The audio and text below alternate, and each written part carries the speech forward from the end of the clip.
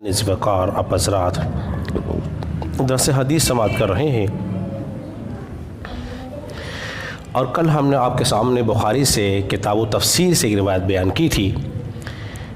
اس روایت کا ابتدائی حصہ ہم نے آپ کے سامنے بیان کر چکے ہیں، جس کے اندر نبی پاک علیہ الصلوۃ والسلام نے حضرت صالح علیہ الصلوۃ والسلام کی اونٹنی اور اس کے قتل کا تذکرہ کیا تھا۔ پھر ان پہ کس طرح عذاب آیا، یہ آپ کل کے درس میں سماعت کر چکے ہیں۔ اگلی بات نبی کریم صلی اللہ علیہ وسلم نے جو ارشاد فرمائی وہ یہ ہے کہ تم عورتوں کو غلاموں کی طرح نہ مارو، عورتوں کو تم غلاموں کی طرح نہ پیٹو، اور پھر دن کے حصے یا رات کے کسی حصے میں پھر تم اسے مجامعت بھی کرو۔ ایک بات یہ۔ دوسری بات جو بیان فرمائی، اگر کسی شخص کی ریح خاری ہو جائے تو اس میں ہنسنے کی ضرورت بولیے نہیں ہے۔ آپ علیہ الصلوۃ والسلام نے فرمایا تم ایسے کام پہ کیوں ہنستے ہو کہ جو کام تم خود بھی کرتے ہو۔ یہ دو باتیں آخری میں بیان ہوئی ہیں۔ فرمایا گیا کہ تم عورتوں کو زمانے جاہلیت کی طرح عورتوں کو مارا پیٹا جاتا تھا، غلام جو عورتیں ہوتی تھیں ان پر ظلم زیادتی ہوا کرتی تھی، کہ تم ان کو اس طرح نہ پیٹو، اس طرح نہ مارو۔ اور یہ کوئی عقل مندی نہیں ہے کہ دن کے کسی حصے میں آپ نے ان کے ساتھ تشدد کیا اور پھر رات کو ان کے ساتھ مجامعت بھی کی۔ یہ تو کوئی عقل مندی والی بات بولیے نہیں ہے۔ ہاں، عورت ہم بار بار بتا چکے ہیں کہ اس کی فطرت میں ٹیڑھا پن ہے اور یہ رہے گا، اس کی اصلاح کی کوشش کرنی چاہیے۔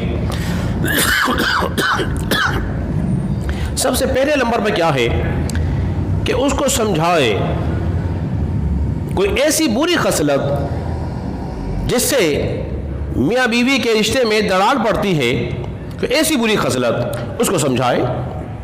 اگر وہ نہ سمجھے تو پھر دوسرے نمبر پر ہے اس سے بات کرنا ختم کر دے۔ تیسرے مرحلے پر ہے وہ کیا ہے، فی المضاجع، پھر تم ان سے اپنے بستروں کو جدا کر لو۔ پہلے آپ نے سمجھایا، اس کی سمجھ میں بات نہیں آئی، آپ نے بات کرنا ختم کر دی۔ یہ بھی عورت پہ بڑا دشوار ہے کہ ایک ہی گھر میں رہتے ہوئے، ایک ہی کمرے میں رہتے ہوئے اس کا شوہر اس سے بات نہ کرے، اور پھر اس سے بڑھ کر اس پر یہ کہ آپ نے اس کا بستر علیحدہ کر دیا۔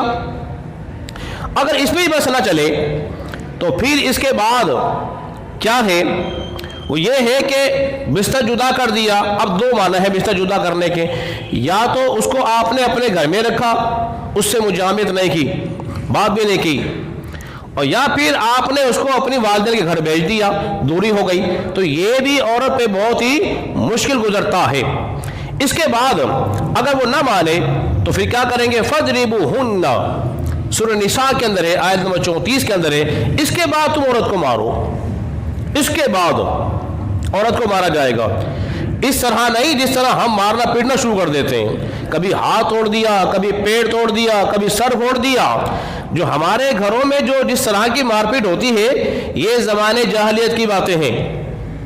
ایسی مار ماری جائے گی کہ اس کے جسم کا کوئی حصہ ٹوٹے گا بھی نہیں، خون بھی نہیں نکلے، اور اس کے جسم پر کسی بھی شے کے لگنے کا نشان بھی نہ آئے۔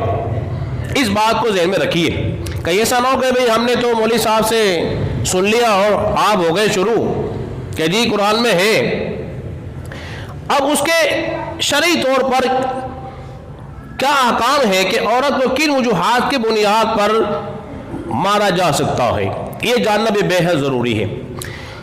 ان میں سے سب سے پہلی بات تو یہ ہے کہ مرد چاہتا ہو کہ عورت سنگھار کرے، عورت سنگھار کرے، بناؤ سوار اپنے آپ کو بناؤ سنگھار کر کے رکھے، اور عورت کی حالت خراب ہو کہ اس کو دیکھتے ہی غصہ آئے۔ عورت کی خواہش کیا ہے، مرد کی خواہش کیا ہے کہ جب میں گھر لوٹوں میری بیوی تیار مجھے ملے، اس کے بالوں میں کنگھا ہو، چہرہ اس کا دھلا ہوا ہو، صاف ستھرے ہو، کپڑے صاف ہو۔ اگر بیوی نہیں کرتی، اس عذر پہ بھی شوہر اس کو مار سکتا ہے۔ دوسرا یہ، اگر وہ کوئی بے حیائی اور گناہ کا کام کرتی ہے اس پہ بھی شوہر اس کو مار سکتا ہے۔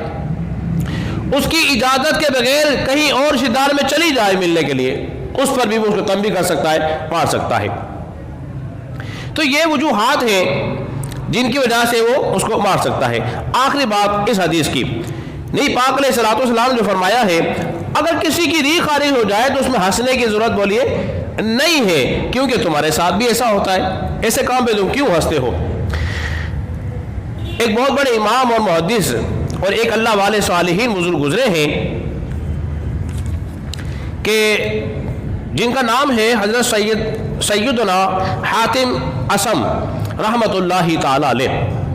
ان کے پاس کوئی عورت مسئلہ پوچھنے کے لیے آئی، بہت بڑے امام ہیں، نیک ہیں، محدث ہیں، اللہ والے ہیں، صالحین میں سے ہیں، ابھی بس وہ بیٹھنا ہی چاہتی تھی، مسئلہ پوچھنا ہی چاہتی تھی کہ اس کی ریح خارج ہو گئی اور آئی بھی آواز کے ساتھ۔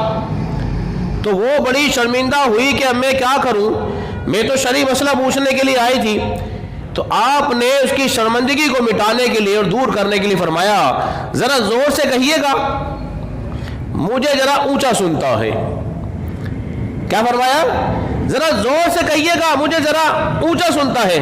وہ جو عورت شرم سے پانی پانی ہو رہی تھی، شرمندہ ہو رہی تھی، آپ کے ایک جملے نے اس کی شرمندگی کو ختم کر دیا۔ بولے میں تو یہ خامہ خائن ڈر رہی تھی، یہ تو بہرے ہیں، اونچا سنتے ہیں۔ اس نے اطمینان سے اپنی بات کی اور وہ چلی گئی۔ دیکھا انہوں نے کیسا پردہ رکھا۔ یہ اللہ والوں کا طریقہ ہے، وہ لوگوں کے عیبوں پہ کیا رکھتے ہیں بولیے؟ پردہ رکھتے ہیں۔ جب ہم بھی لوگوں کے عیبوں پہ پردہ رکھیں گے تو اللہ کے محبوب بنیں گے، اللہ کے پیارے بن جائیں گے۔ ساری زندگی انہوں نے اسی وقت پردہ نہیں رکھا، ساری زندگی پھر اونچا ہی سنتا رہے، زور سے بولتے رہے، تاکہ یہ نہ ہو کہ میرا بھید کھل جائے اور پھر وہ میرے بارے کو برا خیال کرنا شروع کر دیں۔ تو یہ اللہ والوں کا طریقہ تھا۔ اللہ رب العزت کی بارگاہ میں دعا ہے کہ اللہ تبارک و تعالی ہم سب کو سمجھنے اور عمل پیرا ہونے کی توفیق عطا فرمائے۔